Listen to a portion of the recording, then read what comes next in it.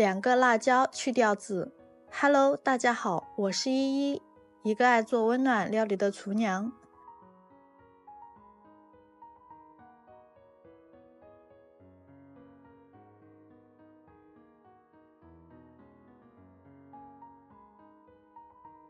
就像今天午后阳光正好，家里的厨房飘着淡淡的奶香，是我在处理无皮吐司面包，用100毫升纯牛奶把100克吐司抓碎，这让我想起昨天早上也是这样在厨房为家人准备早餐，看着他吃得满足的样子，特别幸福。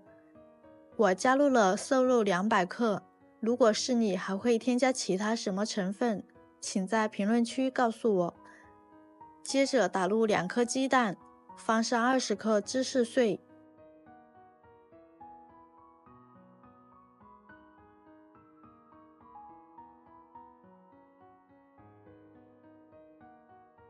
再把欧芹切碎。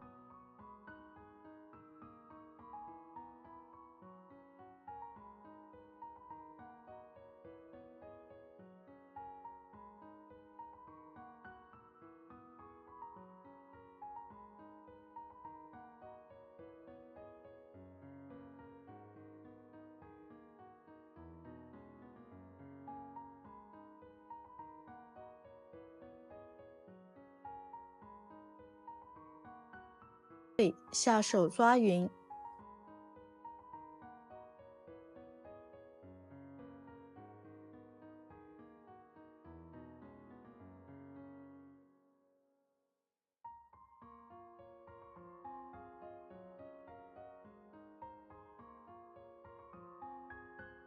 做这些的时候，我就在想晚上家人回来，看到这道菜会多开心。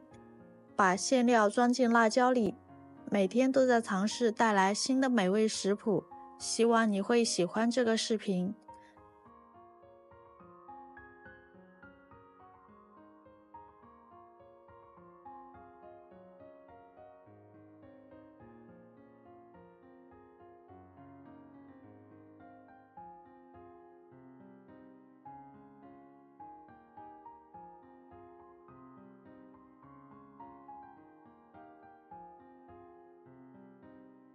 在表面加入面包糠，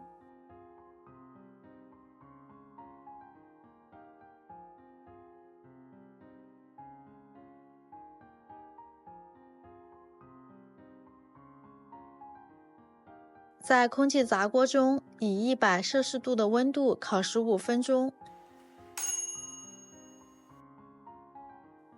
15分钟过后就可以开始享用啦。